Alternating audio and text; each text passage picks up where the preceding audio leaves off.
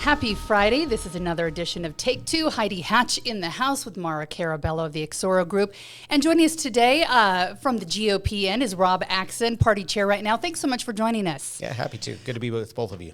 Rob, tell us a little bit about what you're doing. You're not in a convention caucus point right now. We're heading towards the election. What does the party chair do? Do you sit around and play Uno? What do you just hang What out. happens? Right? Oh, I wish there was more Uno in my life right now. Uno would be nice. So each chapter of the entire political season and process has its focus. And as you mentioned, we're now past the caucuses. We're past the state convention. We're even past our national convention. So now it's to that real ground game. And in politics, oftentimes what you'll hear about is kind of waiting until Labor Day.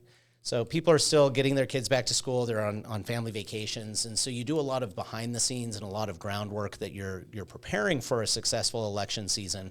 But really the force of campaigns and candidates and parties engaging with the voters, that will start in full force come Labor Day. So we've got a couple of days now, and you'll start to see a whole lot more. We'll be more serious people when we're coming up.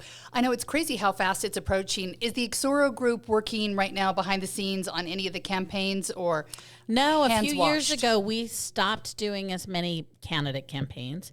We focused mostly on issues. So now we are just the peanut gallery. We're like, look at that. What about this? So now we, over the years, I've done hundreds of campaigns. So I'm okay being just a gallery watching it. It's a hot season. It also doesn't, Rob sort of alluded to this. I felt like we used to have ebbs and flows, and now it is just constant. And the second November is over, depending on what your term of office is, the party's got to do their own level of building, and then the candidates are going to start back at the building again. And since we have 24-hour news cycles and we're being tugged by social media all the time, campaigning has become like a full-time sport. It really is. I feel like even 5 or 6 years ago on the podcast, we'd have the legislative season and we'd have the elections, but sometimes there was downtime where Congress wasn't voting anything, and I'm like, what are we going to talk about? But This I feel year, like right? we've never been bored. We're like, let's take July off. Nothing happens in July. This July was insane. I know. A sitting president says he won't run. I know. A former president gets shot. Stuff's going on. It's crazy. So here we go. We're headed into Labor Day. I forgot the exact day count, but are we at 67, 68 days, something like that, until the election? So Yeah, just about. it's getting close. And you get your ballots 3 weeks before, and Yep. some states are even earlier. So let's dive in. I think a lot of people have been waiting since the Harris-Walz ticket was formed for them to sit down for an interview. They did yesterday while they were in Georgia. I think it lasted about 28 minutes. Maura, you first on this. I don't know if you listened to the full thing or just clips.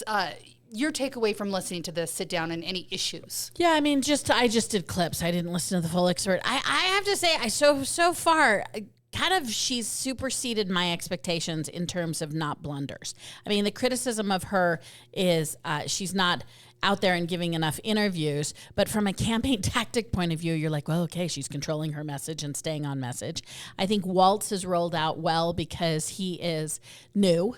So, honeymoon, it's hard to attack him, and he's so darn folksy. I mean, if you have not seen that clip about him talking about cleaning gutters, I mean, that is some good stuff. The guy is gutter focused, and so far, just from a tactic point of view, I mean, they've launched as well as you could, particularly even given the weird circumstances, the unprecedented circumstances. She did a couple of smart things. I thought she clearly is taking a more centrist tact on policies like fracking.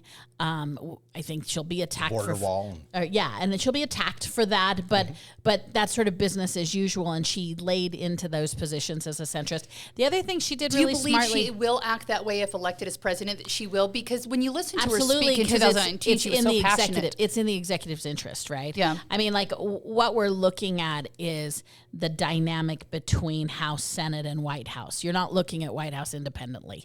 And so I think if the Democrats sweep both houses of Congress, which they won't, maybe you would see her tack a little to the left, but you're going to see her looking at policies that she can pass her first year. And so I think going to those energy-centric things, it makes sense. Democrats are doing it across the board this year. So that stuff felt safe to be a centrist on. And then what she did really smartly is she went out and said, hey, listen, I'm going to have a Republican appointed on my cabinet.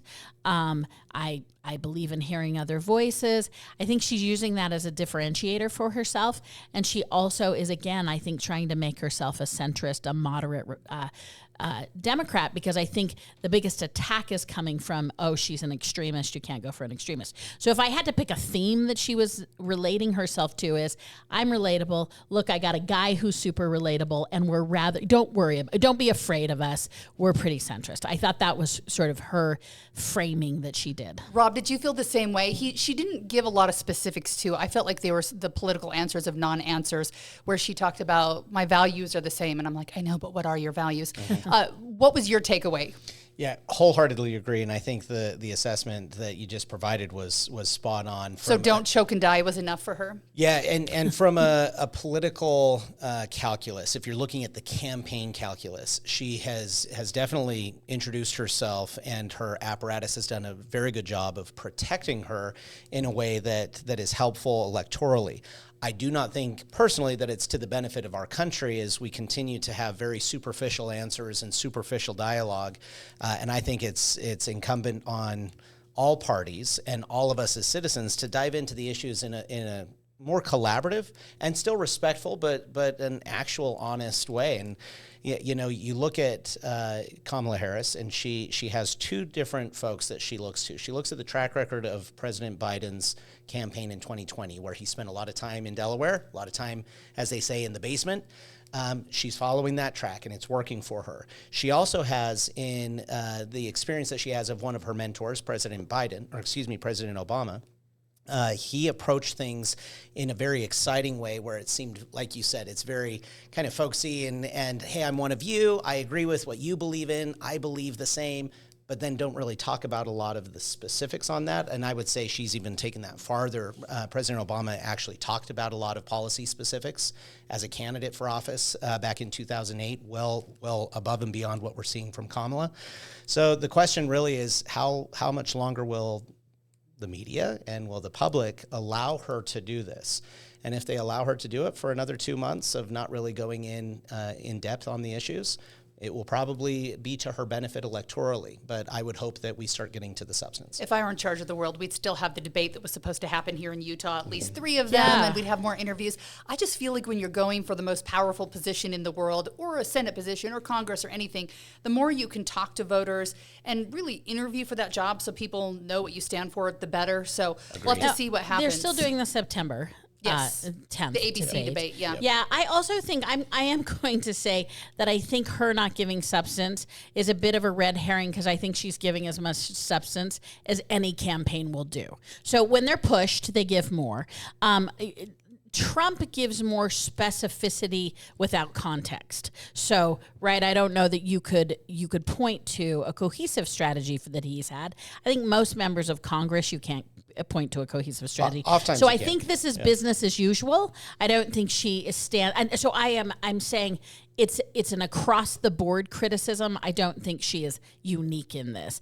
I also think that, and you hear me say this all the time, we are a reflection back to our politicians. So they give us what we want, and you know what? We're not readers, and so we've both coached candidates who want to sit down and really dig in and have you sit down and talk in paragraphs and policy. And what we know is that's generally not a great retail strategy. And it is headlines, and it is virtue signaling, and it is which tribe you're in. Now, don't mistake me as being an advocate for that, but it is what we want as voters, and politicians give us what we want. So when we criticize politicians for being too superficial, we need to look to ourselves and our neighbors and ask why we're asking and responding to that superficiality. So I agree with that. I do think that uniquely Kamala Harris has been able to navigate something that kind of takes what you've talked about and puts it on steroids, and that is specifically, we have a record for Kamala Harris. Not only does she deserve to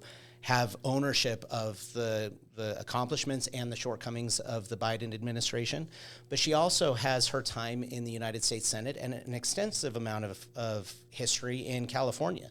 I mean, she was the Attorney General of the largest state in the country by population. So you have a fair amount of history that we could look to and juxtapose that against her track record of what she has done and always believed and how she's voted and how she's behaved versus what she's now saying. And so far, she's been able to kind of separate those two things. And the fact that she was one of the most liberal members of the United States Senate, it's like, oh, water under the bridge. Here's who I am right now. Well, the track record should speak volumes of how you'll behave. So to her benefit, she's been able to divorce those two right now. And we'll see if voters start to bring those two things together and ask the question, what am I getting, and do I want what I likely will get in a Kamala Harris administration? So you obviously keep close tabs on the fundraising that happens for the GOP in the state. One thing I thought was interesting is I saw an article this week talking about fundraising that Democrats have been doing, and they've been bringing in a ton of money since Kamala's the top of the ticket. But specifically in Provo and Utah County, they're looking at a lot of the money that came in, and 77% came from first-time contributors in the last couple of months. Does it surprise you that she's excited a whole new batch of voters that we haven't seen contributing before? No, not at all, because think how miserable of a situation you were in as a Democrat a couple of months ago, looking at where Joe Biden's track and path to the presidency or the reelection looked like. Didn't look good.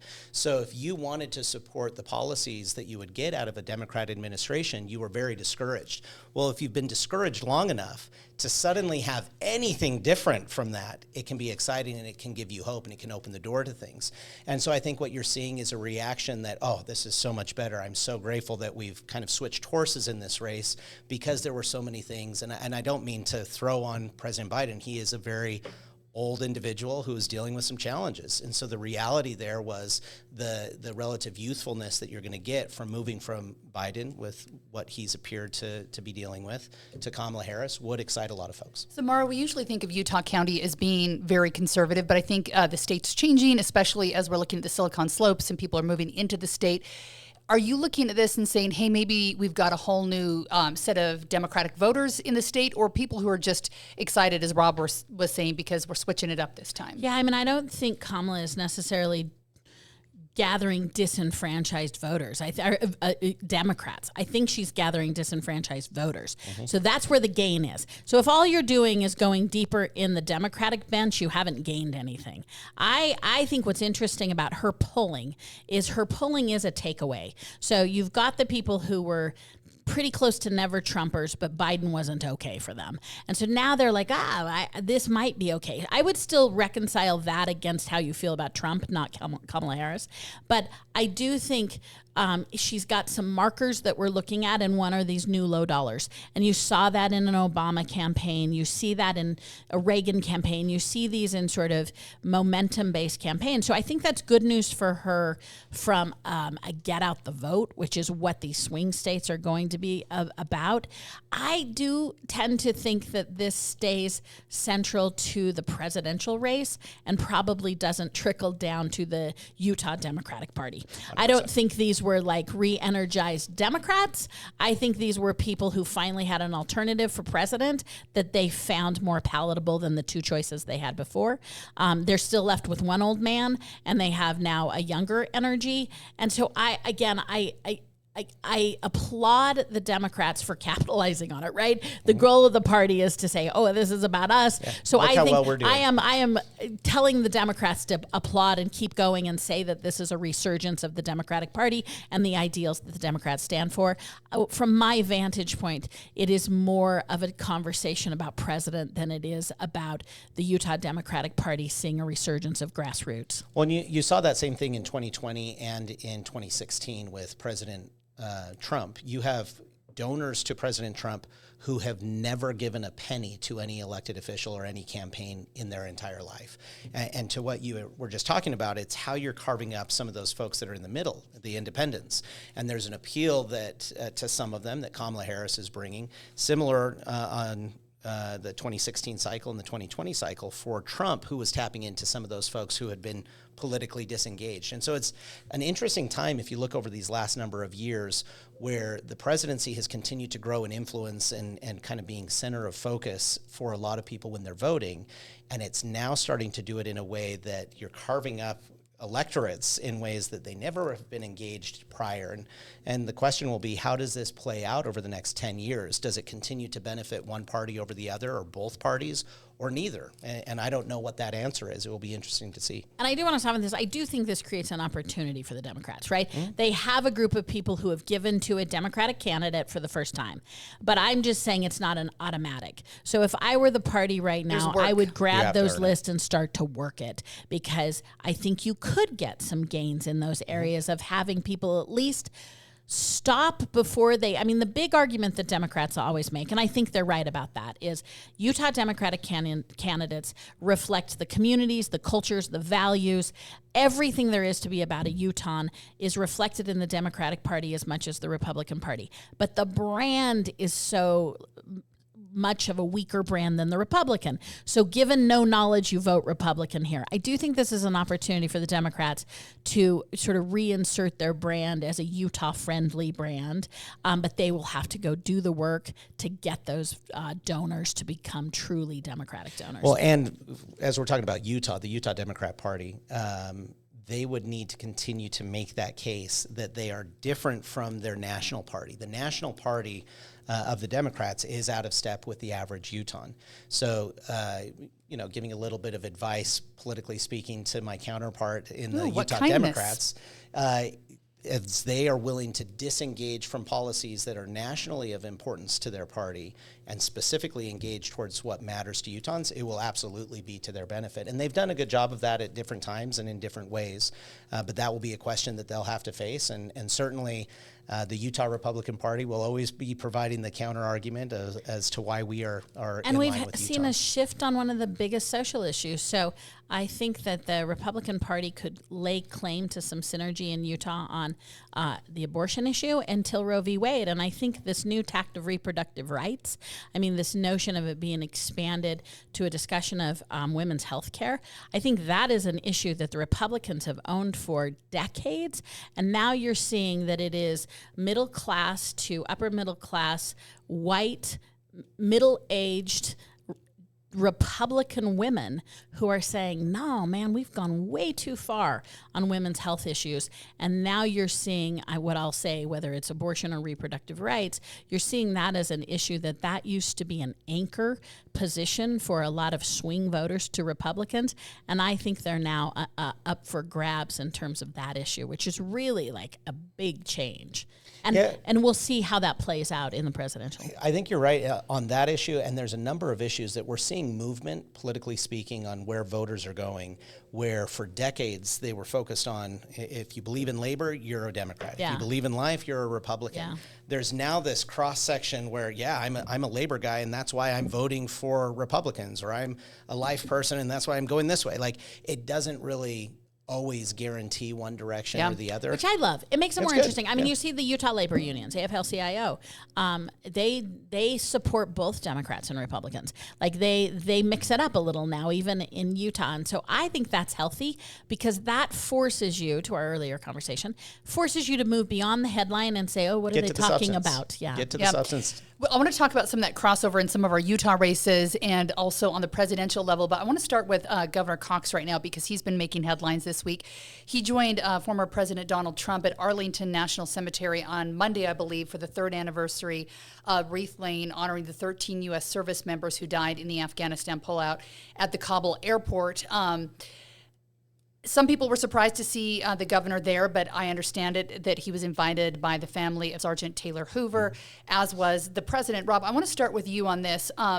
There have been accusations now that President Trump's team pushed a cemetery staffer, took photos in restricted areas, which would break federal law. Meanwhile, Governor Cox's office said they saw none of that happen, but they did make the mistake of using one of those photos in a campaign mailer. They've apologized for it. Do you see this as political, or was this just a total mess up and it shouldn't have happened, or are people just looking at ways to nitpick over small things right now? It's a little bit of both. Certainly, there's unforced errors that you will have.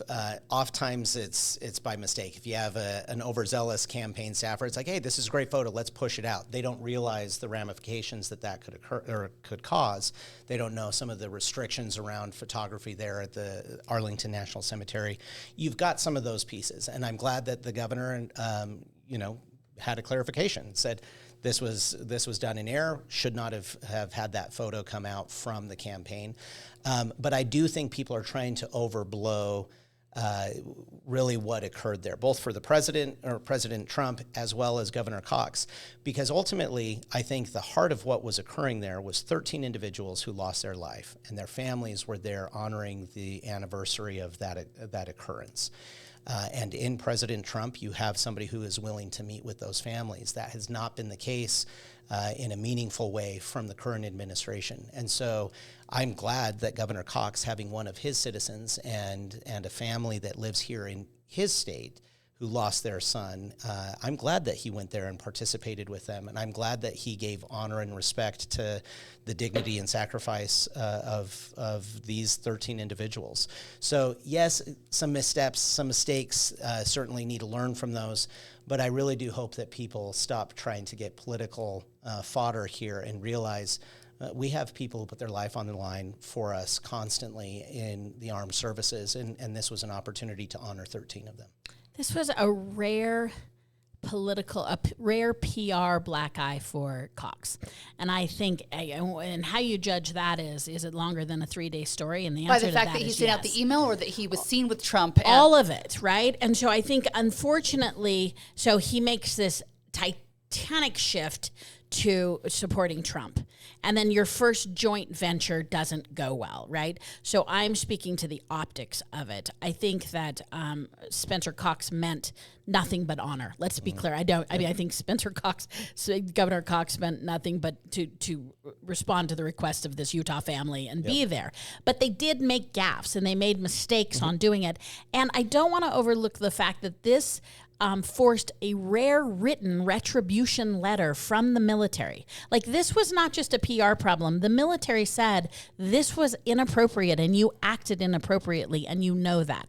And they said that to all the elected officials who attended. So this is not a partisan matter of like, oh, you're just painting some picture.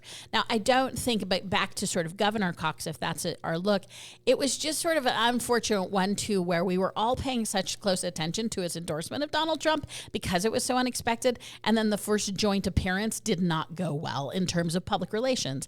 And he again immediately retracted it, took responsibility for it. But if you're listening and reading the comments, there was some, I think that it created a lack of trust there with Cox about, why are you doing these things? And I don't think he's ever had to experience that. So he's still a widely popular governor. He is terrific at public relations. He's terrific at communications. So I think it was almost more noticeable because it was a rare gaffe for him. But it was a series of unfortunate events that you decide to cozy up to Donald Trump, which many people found was sort of unexpectedly out of character for him. And then your first go at it is to make a pretty serious error about what you can and cannot do at our official national cemetery. Now, I want to be clear, I don't think Governor Cox means any disrespect, so that's not the issue. The issue is not that he intended anything, but I do think it was not a great moment for him. Yeah, and I'll stress the piece to that I think is important, that I do think it's being overblown. I do think there were mistakes made and lessons that need to be learned, oftentimes by unintended actions by staffers and whatnot. Ultimately, though, I don't think it's going to bear as much harm towards either President Trump or Governor Cox as some would like it to, and maybe some in the comments are going to claim. And here's why. While there was a rebuke from the DOD on what the appropriate protocol would be at Arlington National Cemetery, the DOD also is falling short of providing accountability to the actions of our withdrawal from Afghanistan and what put those 13 individuals at risk. So a number of people across the country can look to the fact that we have 2 years of a fair amount of stonewalling, even to Congress, of some of the accountability that led to the loss of these lives.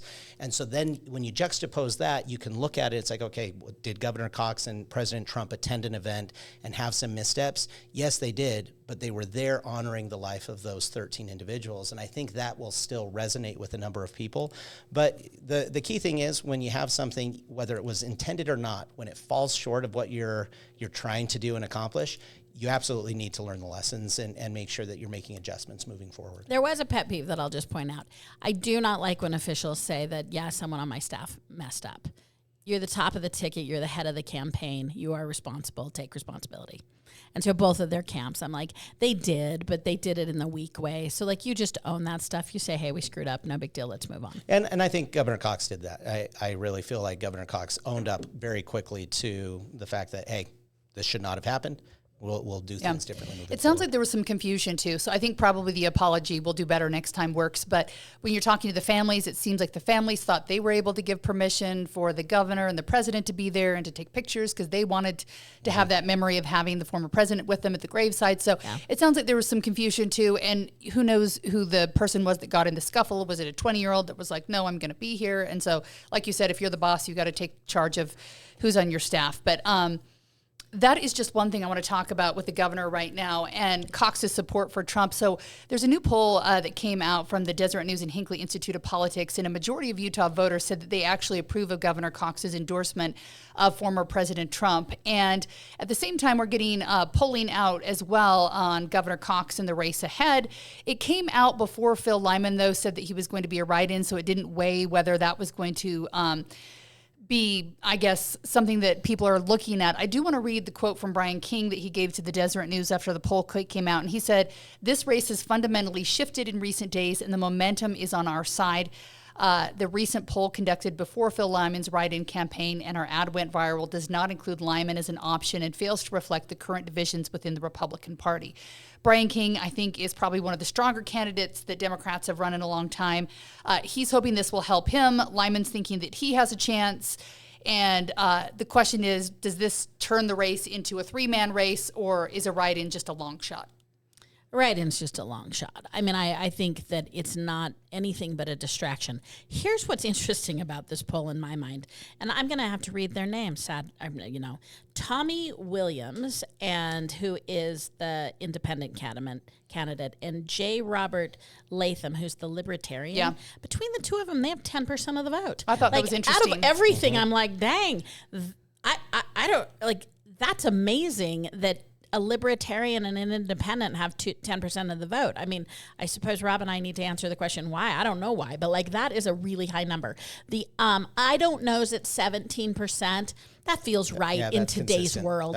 In today's world where we also are going to hold our powder a little more sometimes on polling. We're a little tricky with pollsters now. So people saying, I'm going to wait and see, that the 17% felt right. The 10% not going to the Democrat or the Republican kind of surprised me. I'm not going to speak much to Phil Lyman's write-in. I don't think it's going anywhere. I don't think it's going to be a serious challenge. If it pulls from someone, maybe it pulls from one of these 10% of the third party already, because it's a group of people looking for a true alternate, like a non-mainstream alternative. I think Cox's numbers are probably, Cox came in at 56%, Brian King is at 17%. I mean, I suspect that internally Cox wants those numbers to be stronger, but that's a really Utah point of view, because that's a guy winning a race, right? Yeah. So that's a really internal historical Utah view of Republican performance. I think Brian King's probably okay with his number, and thinks it gives him some momentum. I mean, so that's how I would read this campaign. But what was surprising are these results. But what was surprising for me was the 10% going for the other guys. Yeah, Rob, you are dealing with the party in a different way, in that you've got Phil Lyman saying, I was chosen in the caucus convention, I should be the candidate, I'm going to run as a write-in, you guys are screwing me over, basically. So how are you dealing with this behind the scenes? So the key thing is to just stay focused to our process. The entire process of our party structure and documents require us to support our nominees. The voters have spoken. So our delegates first spoke, and they said that they preferred Phil Lyman in his candidacy. Then we would go to, according to state law, a primary. Well, the voters get to take into account all of the continued engagement that they hear from the various campaigns and the candidates. They got to take into account the performance of Phil Lyman at convention and where the delegates were. And ultimately, they cast their vote. And at this stage, Governor Cox is our nominee. We are fully behind all of our nominees, including Governor Cox. And, Phil Lyman in a write-in campaign, it doesn't matter who you are, a write-in campaign is a massive undertaking. It's very much an uphill battle.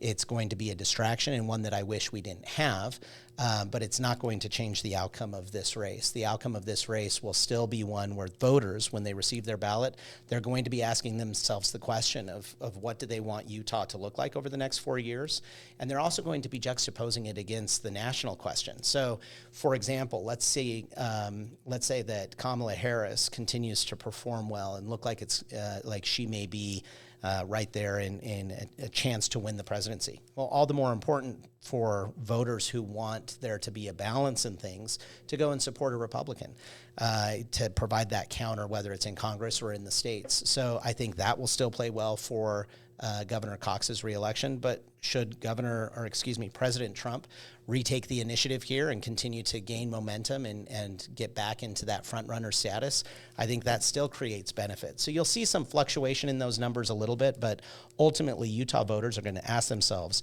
am I better off today, nationally speaking, am I better off today than I was 4 years ago? And they're going to ask those same questions here locally. But oftentimes when you're looking at the questions asked locally, it's not just reactive of am I better off today than 4 years ago, but you more closely focus on what does the next 4 years look like.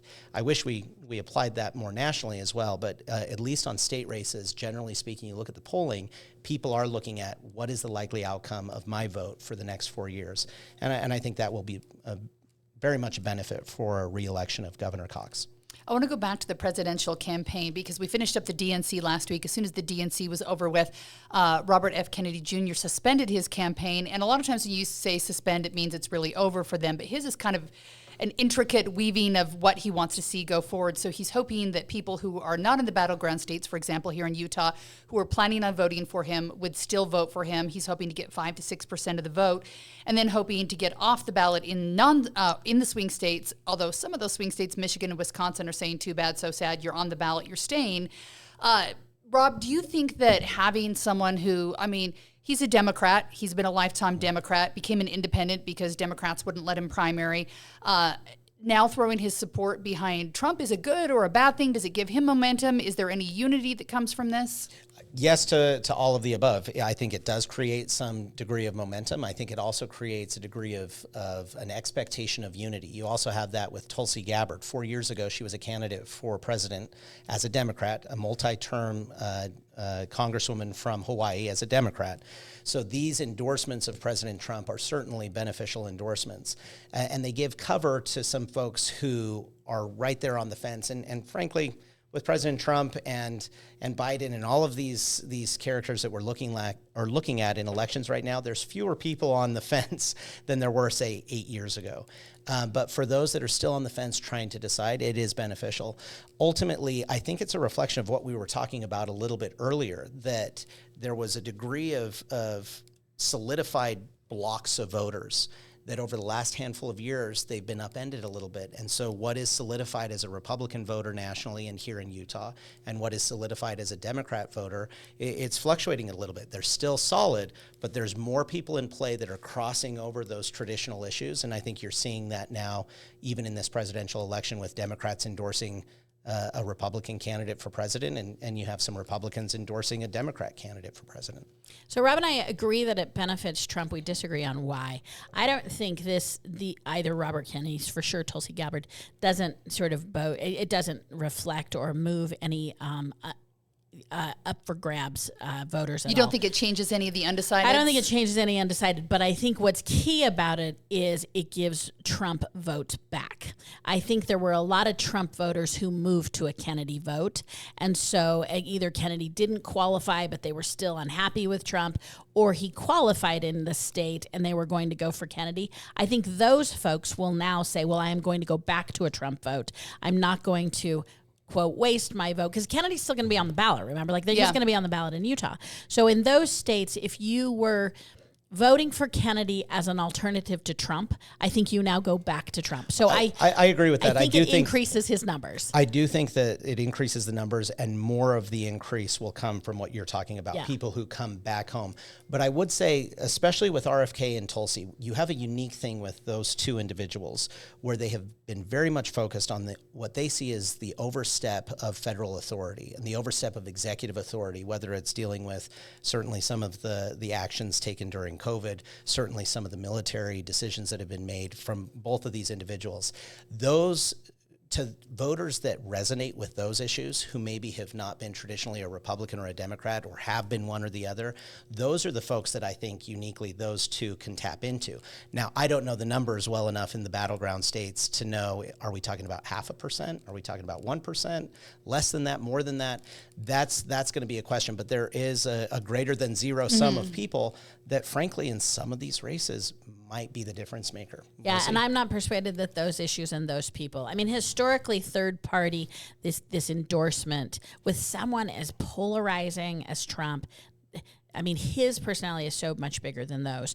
They're not usually a persuasive factor. So I am persuaded that he gets a bump, but it's not because of the strength of their pitch. I've been very open about my complex journey to my presidential ballot. Have you figured yours out, or are you still undecided? I got really on the kick. Here was my kick, Rob. It's not, as a party person, you'll just have to roll your eyes at me. But I was going for, like, I'm not particularly energized about Biden. I am a never Trumper. So I was like, well, wait a minute. I'm loving this, because if Trump's going to win Utah, I'm going all in on Kennedy, because that's just a takeaway from Trump, right? Like, that's all that does. I mean, Harris is not going to win in Utah. I'm going to guess. I'm going to throw a wild wager out there that the Harris ticket's not going to win here. So I still might be. I'm undecided, but I'm still toying with the nefarious idea of going all in on Kennedy, because I just think it's not a Trump vote. Hey, I love that decision on your part. I think you absolutely should go all in on RFK.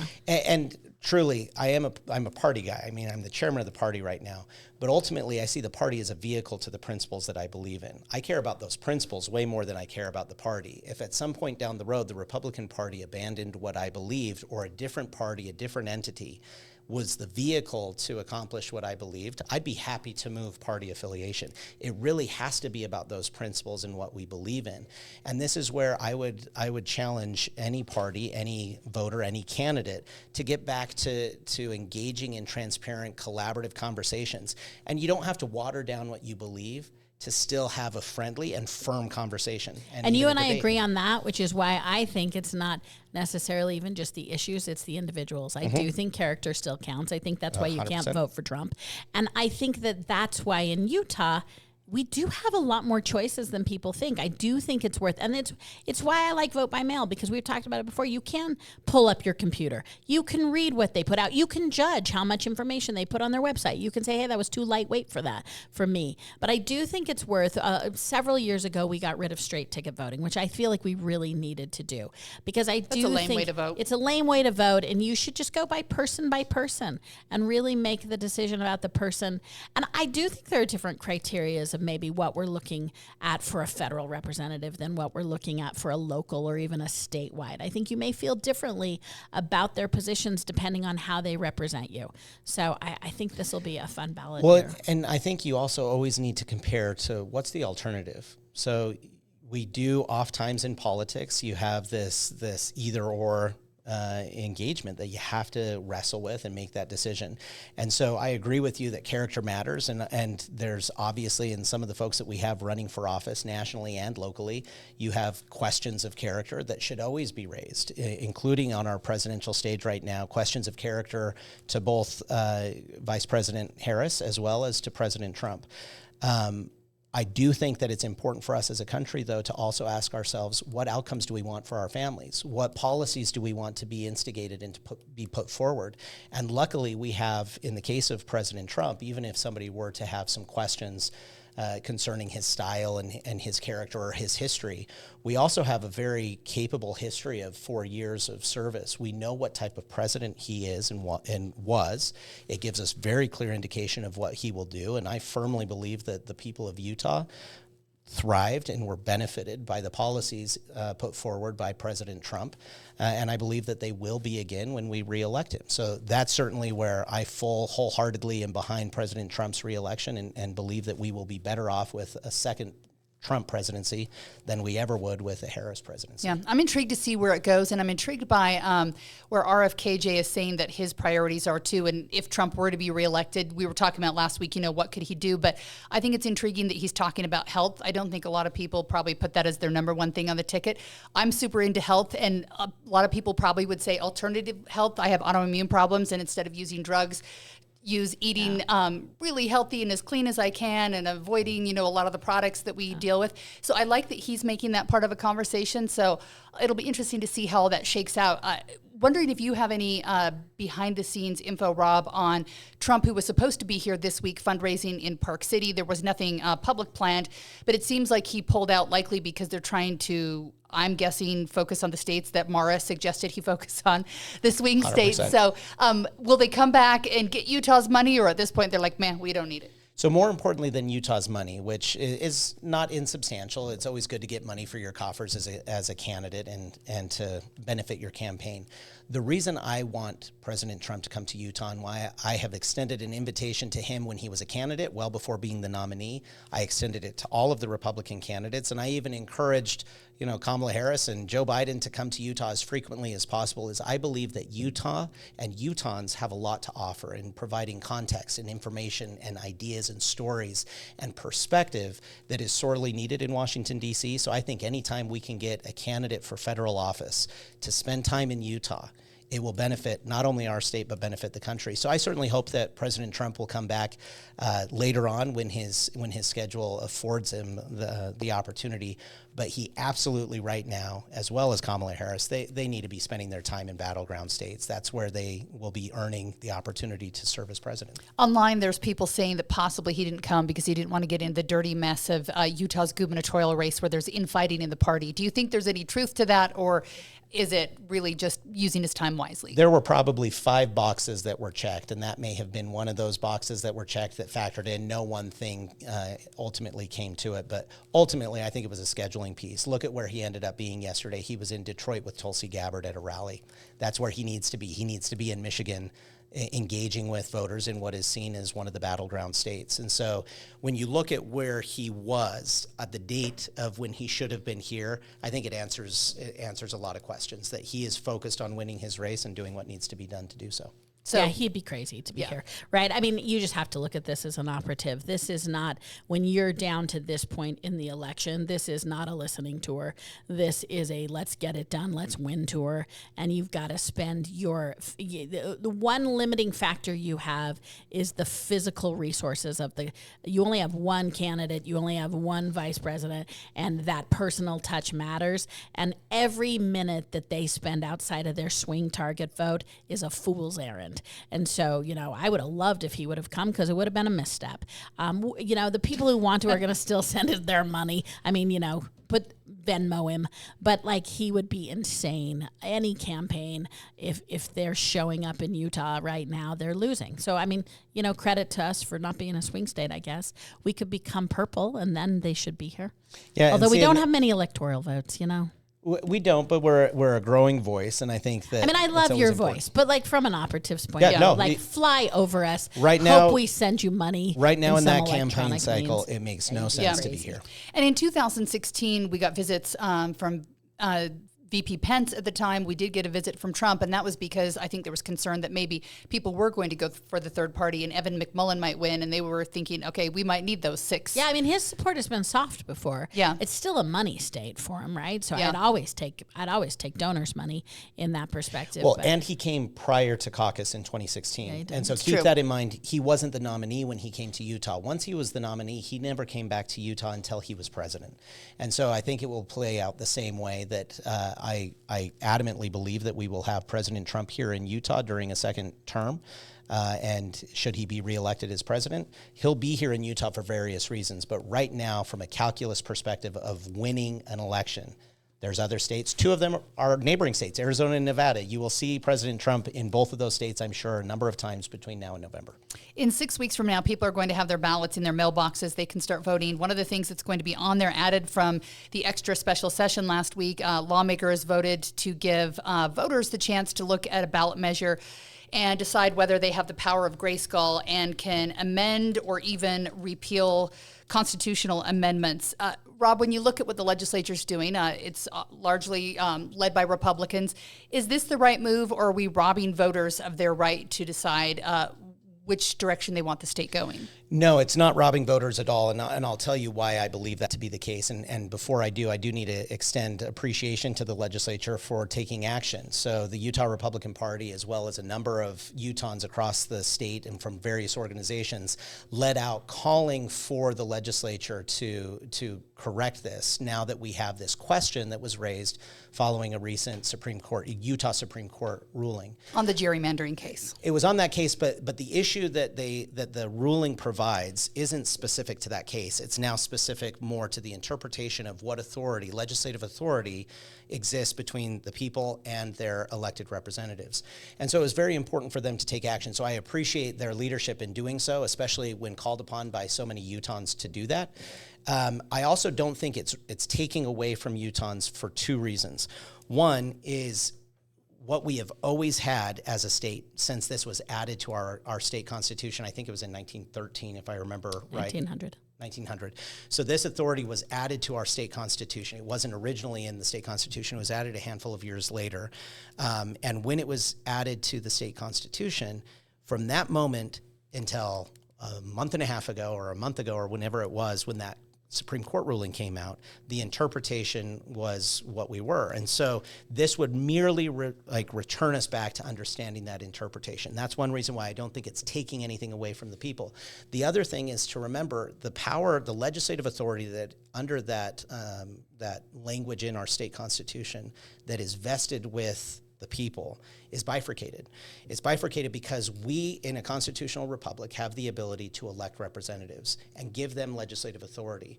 We also, in this state, and it's uniquely only in about 18 states around the country, have the ability for the people themselves to engage in that legislative process more directly. Well, we have that authority, and this would not change. You would still have both authorities. But if you put too much authority in one, you're limiting the people's power in the other. So if we have this bifurcated expression of that legislative authority in the people, you need to respect both. And right now with this most recent ruling, it calls into question the elected representatives, which again is at the heart of a constitutional republic. This is absolutely taking away power from the people. I saw your face. I saw this coming. This is like an easy no-brainer. What they're adding is the word repeal. So right now the legislature has the right to amend ballot measures, but they don't have the right to repeal, to completely ignore the will of the people. They want to assert the word repeal in so that at the end of the day, why do a ballot measure if they can just repeal it? That's the big difference. The Supreme Court reasserted the definition of the ballot measure. So who had amended it was the legislature. Now they're trying to tell you that by doing an amendment, they're keeping things the same. And on face, when you amend something, you're not keeping something the same. So who changed the rules of the game were the legislature and how they responded to this particular ballot measure. The Supreme Court also, it was an 84-page ruling, came out in July. It took a year to get this ruling. And if you haven't read it yet, it's plain spoken and it's exhaustive in its language. They differentiate 2 kinds of ballot measures. One are issue-based measures, and the other ones are the ones that speak to the structure of the government, which is why this specifically goes to better boundaries. And so, one, it's not every ballot measure you pass. The legislature currently has the right to amend and has amended and has not seen lawsuits based on those amendments. So they've exercised that and they haven't seen any recourse. So that's a little asked and answered. What's new to this discussion is the really hurried up piece of legislation. So there's some ironic hypocrisy in which they're saying, yeah, we got to stop these ballot measures because they're crazy. We're going to do this in a poorly drafted piece of legislation legislation that we're going to propose is redefining our Constitution. I mean, this is a constitutional amendment. One of the things I was most struck with when I was listening to the Senate debate, and if you've listened to Senate debates, everybody's really thoughtful and smart and like calm. Like it's not insane sometimes like the House is. But one of the senators asked the question of a key definition about a foreign contribution. Like this legislation does a couple of things, but really importantly, it talks about who can contribute. And I think that's an important discussion to have. And the bill sponsor said, well, we haven't defined that yet, but let's pass it and then we can define it. That for me is enough to vote no. If you are going to pass a constitutional amendment, and this constitutional amendment fundamentally takes my power away as a voter. I think the people always, I think Rob's right, it's hand in glove with the legislative body. No one can pass unconstitutional amendments. That protection's already in there. The legislature can already amend ballot measures. The reason we know that's true is they've already amended many ballot measures, and there's no recourse for that. No one complained about this. This was unique in structural government. The Supreme Court ruled narrowly on this. And I just think with a straight face, you can't say this amendment doesn't change anything. It restores things. Well, then you and I use the word amendment differently because amendment means to change something. And what this does is get an absolute repeal in there, that at the end of the day, no matter what citizens say, if the legislature wants to give the citizens the middle finger, they'll have the right. And I think we have to keep these protections in place. The rest of the histrionics and red herrings about not being like California, I mean, you've heard me say this. I've done more ballot measures in Utah than anybody, and that means I've done 4. The ballot measure queen. It is impossible to get on the ballot. It should stay very hard to get on the ballot. There is nobody who wants us to be like California. And when people say, well, I've seen, and the big threat I've heard from legislative leadership is, have you guys seen this list of ballot measures that are just waiting to come in, and they do, they kill your children and they make it illegal to be happy? And I'm like, yeah, but at the end of the day, you're supposing that voters can't figure that out. You're still calling the voters idiots. Like, it will still be theirs to choose, and they make really good choices.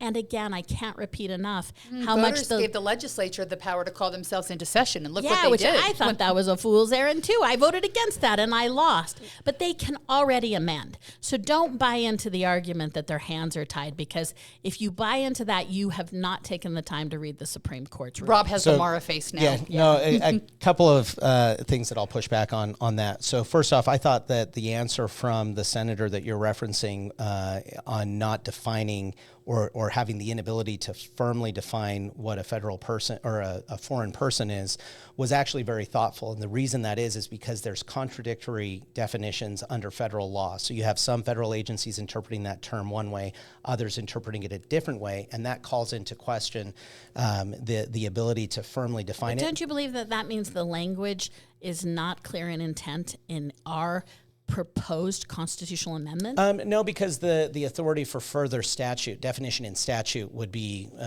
firmly there, and the ability was there. And I think you also saw in that reference state senator an absolute willingness in answering the question to the other state senator that the concern that she had was understood and valid, and that he and the body could work through that. And why wouldn't they define it now? Wouldn't that be important for us to know that? I mean, this was one of the key provisions. So one of the elements, though, is because, again, it's defined in statute. A constitution, right? But if the body doesn't even know what they want from it, no. But I think everybody understands what we're talking about, because I don't understand what you're talking about. No, are you saying no one who doesn't live in Utah? Because you're right. You look across. My concern is how many definitions there are of foreign persons, foreign organizations, and foreign bodies. That could mean you don't live in Utah. That could mean you don't have residence in Utah. That could mean that you're an international person. That could mean it's widely defined. This is where, though, the legislature, as our elected officials, they're saying, trust me. No, they define it in statute. They haven't yet. They want me to vote on something not defined. So keep in mind, a constitution, so whether you're looking at an organizational document for an organization, for a state, for a country, the Constitution is supposed to provide the most defined framework. Yeah. And then the meat of the bones gets put on under statute through elected body and keep up with authority. Time. So it can adjust and reflect the will of the people. But you're reasserting a new variable. This is new. This is not an amendment. This is a new concept put into our Constitution. And they can't even give me intent language. No, so I mean, you and I just look at that very differently here, and while it is new language that would be put into the Constitution of our state, it's language that would then have the effect that is what we've been operating under over the last 120 years, because the body had the ability to do this. It's now been called into question based off of this court ruling. But don't you think the newness is the repeal? That's what's new. We've always been able to amend. No, because we've done those types of things in the past of looking at repealing provisions and repealing some of those, and certainly an abundant amount. So of what's the amendments. new authority then? So I mean, if that's happened and there hasn't been a public, if you talk about seizures and foreclosures, right? That was a repealed. Bramble repealed that, and yet there was no pushback. Why? Well, because it didn't fit the constructs of the case. Like I think they've been exercising their call and response throughout the ballot measure. I defy you to find a ballot measure that the legislature has not changed. So they're claiming the problem is they can't change it, and yet they've changed every single ballot measure passed. You're using examples of where they were permitted and allowed to make those changes and adjustments to and more the courts closely and reflect. the people did not object to that. But this is now called into question with this ruling. Right, and they just don't like it, right? What's the difference between this and whining? I'm not sure. No, here's the difference is if there's something that has intended or unintended, and I'm most concerned about the unintended consequences, it's very difficult to then make the necessary adjustments. They can amend. But They repeat over and over in the Supreme Court ruling, they can amend. But there are restrictions around that ability to It has amend. to be in favor of the people's will. If that's a hard restriction for an elected official, then you are not representing the will of your constituents. So I agree with you on the importance of reflecting the will of the people. So two things that I think are very important here is the very heartblood of a constitutional republic is elected officials. And I think people need to take more seriously their duty when we are voting for people, voting for parties, voting for nominees, voting for candidates, and ultimately voting for our elected officials, to do so that those individuals are empowered to reflect what you want to see in your local government and state government and federal government. That's right. You never think, in a rare instance, you think that it always goes to the representative. There's never a moment. You don't think that we should have Article 5 of the Constitution. You don't think that 2/3 of our state should be able to eventually repeal something that the Congress has. I mean, it's an extreme measure, but baked in to the original documents is a call and response to the representation and the voter. This speaks to the very foundation of the Founding Fathers. This is so fundamental that representational democracy is ultimately controlled by the people who represent them. This is already used as a rare instance. We've assured people that in Utah, we will never be overrun by ballot measure. And I think that's good law. But this ultimately says, at the end of the day, the will of the 104 is absolutely more important than the will of the people. So the elected representatives should, in a republic, always represent the people, and they should be held accountable and voted out of office. But we don't want to safeguard against that? Well, keep in mind, you're talking about getting down to the heart of a constitutional republic in our founding and everything else in our country. There are only 18 of the 50 states that have similar ballot initiative opportunities. Right, because they're all protected by their constitution. Everything else has gotten rid of, every other legislative body that's not constitutionally protected has gotten rid of it. So you have 3 states now. Utah is the 3rd state that would interpret this as restrictively as what it is. One being California. Later on, it was Arizona, and now this would be Utah. So I just don't think that holds water, that this is at the heart of a constitutional republic, and certainly not our founding, especially when you consider most of these contrarily to our founding. So in 1896, we were founded. 4 years later, this was added. There was only one other state that had this in law, and the state that had this in law had the law that you're suggesting. And Utah, at the very moment, those founding fathers of Utah said, you know what? We don't want to do it that way. We don't want it that way. They very conscientiously had the same choice that was presented to us today. And those folks said, no, at the end of the day, we do want people to be able to reform their government just in case. Now, this is a surprisingly conservative principle that's usually fought for by Republicans. It's interesting that Republicans aren't fighting for this in Utah, because I think it's just against their interest, because this tends to be a conservative point of view, that at the end of the day, the people have the power to reform. All it does is protect against this. I mean, it again, two things that I'm struck by that I can't get over in this. One is the test of, at the end of the day, the logic stream says, yeah, you guys aren't smart enough to vote for yourself. You need me there. Even though the rest of the time we tout that this is a lay legislature and they're just like us and they're not professionals. And then you don't trust us. So I can't get over the fact that if you vote for this, you fundamentally don't think the people know what's in their own interest. So I can't get over that. I disagree with that, though, because we're pushing it to the people. It allows people to reject. It allows the legislature to reject the people's will. That's the only change. This is not status quo. This is breaking the status quo. There's another change to that I'll talk about in just a second. But first, like, turning this over to the people to decide on their ballot this year is respecting the will of the people. So I don't think it's fair to put the assessment to the legislature that the calculation, though, is to say, we don't think at the end of the day you guys know what you're doing. We need to be able to amend what you're doing because you're not very good at this. I'll tell you, in the conversations that I have had, I have not had one conversation with any of these elected officials that have If you trusted the people, why do you need to reject a ballot measure? This is being put to the people to make the decision. Right. And giving them the ability to face this question. The question is, can we make the decision because we don't think you can? I love that we have two constitutional scholars. See, I don't know all of this stuff you're saying, so this is why I invite you. So I'm going to give you each 60 seconds to finish up telling people what they need to know, because this might be the most nitty-gritty they get on this before they actually vote on the ballot measure. Bottom line, what should people see from the side that you're arguing? Yeah, I think that voting in favor of this constitutional amendment is not only in the interests of us as a state in order to respect the constitutional republic system of government that we have here in this country, but I think it's in the best interest of Utah to make sure that Utahns are deciding for Utah what it needs to look like moving forward, where we need to make adjustments, and we can do that through our legislative authority as individuals, as citizens, that we would still be afforded.